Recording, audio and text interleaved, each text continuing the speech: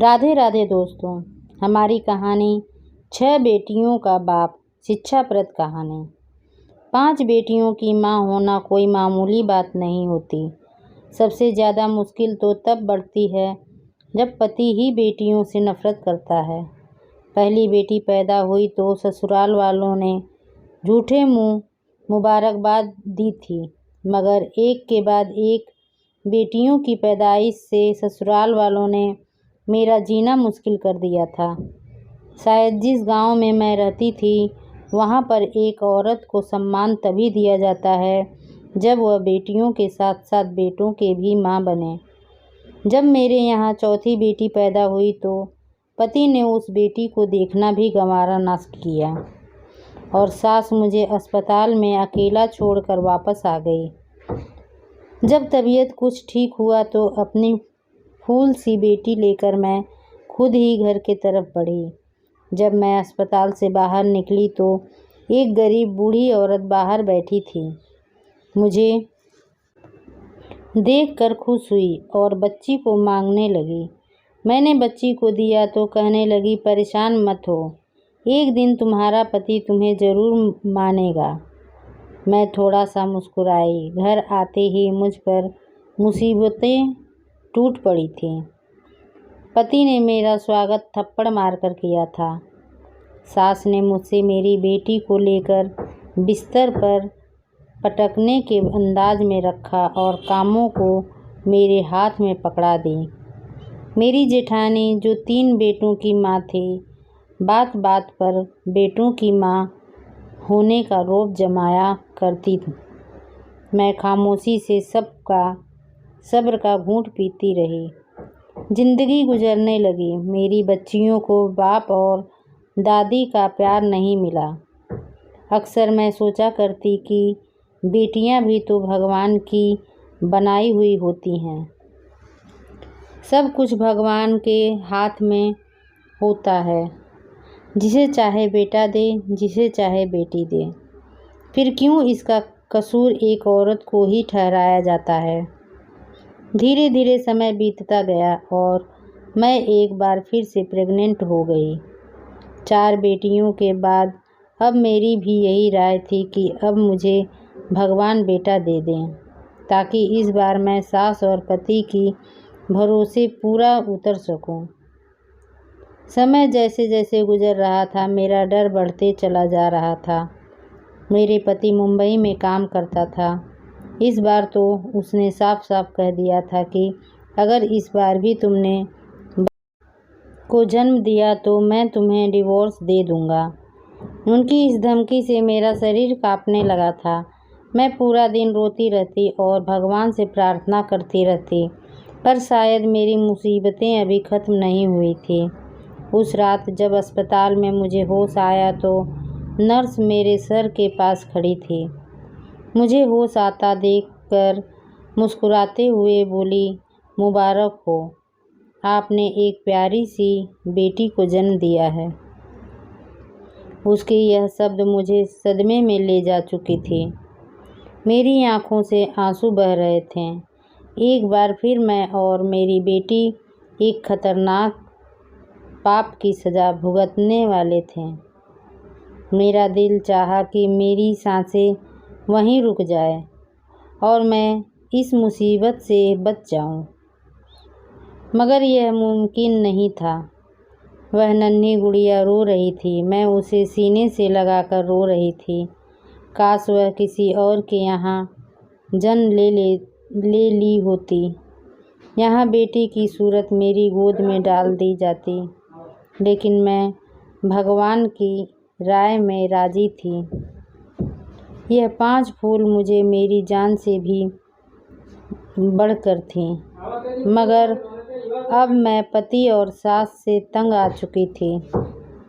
अस्पताल के बाहर बैठी औरत मेरी हालत देखकर इस बार उसने बच्ची को नहीं मांगा था, बल्कि दुआ देते हुए बोली, भगवान से कभी उम्मीद मत छोड़ना, बहुत जल्द तुम्हारे दिन फिर जाएंगे। मैं दिल ही दिल में दर्द की सांस खींचती हुई सर को हिलाई। रात के 8:30 बज चुके थे जब मैं रिक्शे में बैठकर अकेली घर तक पहुंची थी। शरीर कांप रहा था। मैं हिम्मत करके दरवाजे पर आई। एक बार, 2 बार, यहाँ तक कि 1 घंटा गुजर चुका था, मगर किसी ने आकर दरवाज़ा नहीं खोला। अंदर से मेरी बेटियों के रोने की आवाज़ आ रही थी। अंधेरा हो चुका था, मगर किसी ने भी दरवाज़ा नहीं खोला। मैं भी दरवाजे से टेक लगाए बैठी रो रही थी। आधी रात को मुझे दरवाज़ा खोलने की आवाज़ आई। मैं झट से उठकर खड़ी हो गई। दरवाज़ा मेरी बड़ी बेटी ने खोला था। मैं फ़ौरन अंदर आई और उससे लिपटकर रोने लगी। मेरे न होने पर उन चारों ने ना जाने कौन कौन से जुल्म बर्दाश्त किए होंगे। मेरा पति बेखबर सो रहा था। मैं भी खामोशी से अपनी 5वीं बेटी के साथ कमरे में जाकर सो गई। कमज़ोरी और थकान से मैं जल्द ही गहरी नींद में सो गई। मेरी आँख तब खुली जब मेरे पति रूपेश ने मुझे मेरे बालों से पकड़कर उठाया था। मैं पहली बार उसका गुस्सा देखी थी। मुझे डर लगने लगा था। ऐसा लगता जैसे मुझे जान से ही मार देगा। रूपेश मुझे घसीटता हुआ कमरे से बाहर लेकर आया। मेरी बेटियां यह देखकर रोने लगीं, जबकि सास उन्हें डांटकर चुप करवाने लगी। मेरा पति बोला, किसके कहने से तू इस घर में दाखिल हुई है? मेरे घर के दरवाजे अब तुम्हारे लिए बंद हो चुके हैं। अपनी बेटियों को लो और मेरे घर से निकल जाओ। सास भी मेरी बेटियों को धक्के देकर घर से निकालने लगी। मैं हाथ जोड़कर उनके कदमों में गिर गई। यह घर ही मेरा सब कुछ था। मैं 5 बेटियों को लेकर आखिर कहाँ जाती? मेरा पति घर से निकाल चुका था। मैं बेटियों के साथ वहीं दरवाजे पर बैठी रो रही थी कि तभी मुझे सास के चिल्लाने की आवाज़ आई और फिर मेरे पति की आवाज़ सुनकर मुझे कुछ दुर्घटना का एहसास हुआ। मेरी सास पाँव फिसलने से गिर चुकी थी और उनका सर किसी चीज़ से लगकर फट चुका था। मेरा पति हड़बड़ा कर रोता हुआ उन्हें डॉक्टर के पास ले जाने लगा, मगर कुछ देर बाद ही बहुत बुरी खबर मिली कि सास के सिर पर गहरी चोट लगने की वजह से मृत्यु हो चुकी है। भले ही मेरे पति ने मेरे और मेरी बेटियों के साथ अच्छा नहीं किया था, मगर उस वक्त उन्हें तकलीफ़ में देखकर मैं उनका गम बांटने लगी। रिश्तेदार दूर दूर से हमारे यहाँ सास को देखने के लिए आ रहे थे, इसलिए पति ने मुझसे दोबारा घर से जाने की बात नहीं की थी। वक्त गुजरता गया और रूपेश का व्यवहार पहले से कुछ बेहतर हो गया। वह मुझसे ज़रूरत पड़ने पर बात कर लिया करते थे और अपनी बेटियों को तो एक नज़र देखना भी गवारा ना करते। मैंने नोट किया था कि वह अब दूसरी औरतों में ज़्यादा दिलचस्पी लेने लगे हैं। मेरे सर पर अब एक और खतरा गिर चुका था, कहीं वह बेटे की चाह में दूसरी शादी ही ना कर लें। मेरी बेचैनी दिन ब दिन बढ़ती चली जा रही थी और एक दिन ऐसा भी आया जब मेरा सोचना सही साबित हो गया। मेरे पति मेरे पास आया और संजीदा शब्दों में बोला, मम्मी को गुजरे हुए 3 माह हो चुके हैं और अब मुझे वापस मुंबई भी जाना है।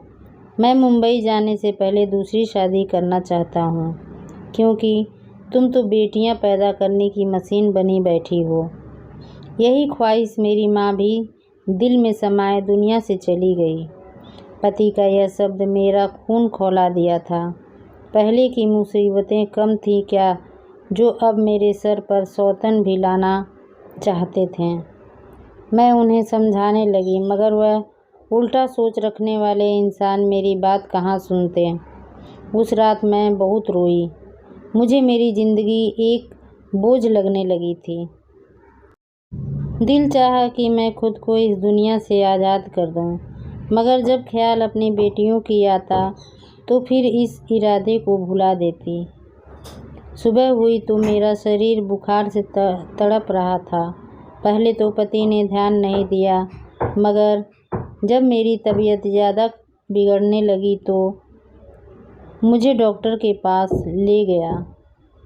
मुझे हैरानी तब हुई जब डॉक्टर ने कहा कि आप माँ बनने वाली हैं। उसके यह शब्द मुझे कोई खुशी नहीं दे रही थी, बल्कि उल्टा मेरी मुसीबतें बढ़ा रहे थे। मेरे पति को आज रात वापस मुंबई जाना था। जब उसने यह खबर सुनी तो खामोशी से मुझे घर ले आया। घर लाकर तेज़ आवाज़ से कहने लगा, अगर इस बार तुमने बेटा जन्म दिया तो ठीक, वरना अगर बेटी हुई तो मार देना या फिर जिंदा दफन कर देना, मगर इस घर में मत आना। अगर मेरी बात के खिलाफ हुई तो तुम्हारी 5 बेटियों को ऐसी जगह भिजवा दूंगा जहां से तुम दोबारा कभी उनसे मिल नहीं पाओगे। पति की शर्त सुनकर मैं दंग रह गई। रुपेश मुंबई चला गया था और मैं डर का शिकार हो चुकी थी। जैसे जैसे वक्त करीब आ रहा था, मेरा दिल धड़कता जा रहा था। मैं हर समय यही प्रार्थना करती कि इस बार मुझे बेटा मिल जाए। मेरे घर में एक और बेटी आने का मतलब था बाकी की 5 बेटियों से भी हाथ धो बैठना। मैं नन्ही सी जान को किसी भी तरह मौत के घाट नहीं उतार सकती थी। समय पूरा हुआ और मैं भगवान से प्रार्थना करती अस्पताल में चली आई। मुझे इस बार बेटा ही चाहिए था, मगर शायद भगवान को कुछ और ही मंजूर था। एक बार फिर मैंने बेटी को जन्म दिया था। पति का बार बार आता फ़ोन मैं काट दे रही थी। उसे क्या बताती कि आप छठी बेटी के बाप बन चुके हो। मेरे लिए यह बिल्कुल भी आसान नहीं था, मगर अब मैं दिल पर पत्थर रखकर फैसला कर चुकी थी। मैं इस बेटी को अपने साथ नहीं लेकर जाऊंगी। मैं इस मासूम बच्ची को मारने का सोच भी नहीं सकती थी और ना ही उसे जिंदा दफन कर सकती थी। मुझे कोई बीच का रास्ता निकालना था और यह काम शायद मेरे लिए दुनिया का सबसे मुश्किल काम था। मैं अस्पताल से बाहर निकली। सामने वही गरीब औरत बैठी थी। न जाने उस वक्त मैंने दिमाग में क्या सोचा। मैंने उस गरीब औरत को अपने साथ ले लिया और अस्पताल से हटकर दूसरी जगह पर चली आई।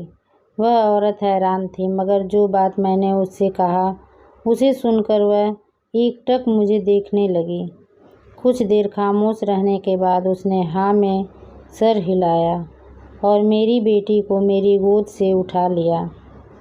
मेरा दिल उस वक्त टुकड़ों में बट गया था। एक माँ के लिए अपने बच्चों को खुद से जुदा करना बिल्कुल आसान नहीं होता। मैं दिल पर पत्थर रखकर घर की तरफ वापस आ गई। घर पहुँचते ही रुपेश का फ़ोन आया। शायद वह मेरे जवाब का इंतज़ार कर रहा था। मैंने डरते हुए उसे बताया कि मैंने एक बेटी को जन्म दिया है। रुपेश उसके जवाब में कुछ न बोला और कुछ देर बाद वह कॉल काट चुका था।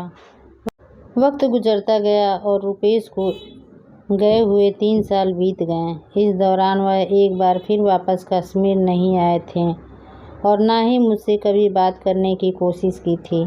हर महीने पैसे ज़रूर भिजवा दिया करते, जिससे मेरा और मेरी बच्चियों का गुजारा हो जाया करता था। मुझे दोबारा वह गरीब औरत कहीं नज़र न आई थी और मेरी 5 बेटियां मेरे पास मौजूद थीं, मगर मुझे रह रहकर उस बच्ची की याद सताती रहती थी जिसे मैंने 3 साल पहले एक गरीब औरत को दे दिया था। अब तो लोग तरह तरह की बातें करने लगे थे। कुछ का कहना था कि रुपेश मुंबई में किसी दूसरी लड़की से शादी कर ली है और मेरे भांजे बता रहा था कि रुपेश की दूसरी पत्नी से बेटा पैदा हुआ है। इन लोगों की बातें मुझे परेशान कर रही थी। मैं जब भी पति को कॉल करती वह मेरा फ़ोन नहीं उठाते थे। अब तो उन्होंने पैसे भेजना भी बंद कर दिया था। अब भीख मांगने की नौबत आ चुकी थी। जब घर में पूरे खाने पीने की चीज़ खत्म हो गई थी तो मैंने खुद काम करने का फैसला किया। जहाँ भी काम मांगने जाती तो लोग मेरा मजाक उड़ाते कि पति मुंबई में लाखों कमा रहा है और पत्नी घरों में नौकरी ढूंढ रही है। पति का इंतज़ार करते करते 18 साल बीत गए। मैंने अपनी 3 बेटियों की शादी कर दी थी। 18 सालों में मैंने झाड़ू पोछा करके अपने बच्चियों को पाल पोस कर बड़ा किया था, जबकि पति ने इस दौरान एक बार भी पलट कर नहीं देखा था। सोमवार का दिन था, जब मैं भगवान की पूजा कर रही थी। अचानक दरवाजे पर दस्तक हुई। जब मैंने दरवाज़ा खोला तो एक पल के लिए मैं सदमे में चली गई। मेरा पति रुपेश 18 साल बाद मेरे सामने खड़ा था। मुझे देखकर हल्का सा मुस्कुराया और अंदर आ गया। उसने घर आते ही मुझसे बिना कुछ बात किए सिर्फ इतना कहा, अब हमेशा हमेशा के लिए कश्मीर वापस आ चुका है और अब सारा कारोबार यहीं करेगा। मुझे तो हैरत तब हुई जब उसने कहा कि वह पिछले 2 महीने से कश्मीर में ही आया हुआ था। मैं खामोशी से उसकी बातें सुन रही थी। वह अपने बैग से कपड़े निकाल कर फ्रेश होने चला गया था। 18 सालों में मुझे रुपेश के बिना जीने की आदत हो चुकी थी, मगर तकलीफ़ तो तब हुई जब उसने आकर एक और भी अपनी बेटियों के बारे में ना पूछा और ना ही मुझसे यह पूछा कि इन 18 सालों में मैंने कैसे अपना और उनका पेट भरा। शायद यहाँ भी मुझे ही सब्र करना था। रुपेश बाहर निकला और कुछ ऐसा शब्द बोला, उसे सुनकर मेरी सांस रुक गई थी। वह कहने लगा कि वह कश्मीर में एक लड़की को पसंद कर चुका है। उसका नाम पूजा है और अगले सोमवार को उसकी पूजा के साथ विवाह है। वह मुझे बताकर दोबारा घर से जा चुका था। मैं उसे जाता देखती रह गई। क्या कोई इस हद तक भी लापरवाह हो सकता है? उसकी बेटियां उसके प्यार के लिए तरस रही थीं, मगर उसे कोई परवाह नहीं थी। सोमवार का दिन भी आ चुका था। घर को दुल्हन की तरह सजा दिया गया था। मेरी बेटियां खामोशी से एक कमरे में छुपकर बैठ गई थीं। उन्हें इस शादी से कोई दिलचस्पी नहीं थी। रुपेश बहुत खुश था। मुझे बताने लगा कि पूजा अपनी माँ के साथ यहीं आ रही है, यहीं पर उसका विवाह होगा और फिर अगले ही हफ्ते मैं पूजा के साथ वापस मुंबई चला जाऊंगा। मेरा सब्र का घूंट खत्म हो चुका था, लेकिन मेरा चुप ही रहना मेरा बेहतरीन जवाब था। मैं खामोशी से सर झुकाकर जब उसके कमरे में गई तो वह लड़की सामने बैठी थी जिसे रुपेश का विवाह होने वाला था। उसे देखकर मेरे पैरों तले से ज़मीन निकल गई थी। उस लड़की की उम्र 17-18 साल थी, जो अपने नज़रों से बार बार मुझे देख रही थी, जबकि वहीं दूसरी तरफ मेरा पति उस लड़की की माँ को पैसा पकड़ाता हुआ ना जाने क्या बातें कर रहा था। पैसों की भीड़ में आज एक औरत को मासूम लड़की का चेहरा नहीं दिख रहा था।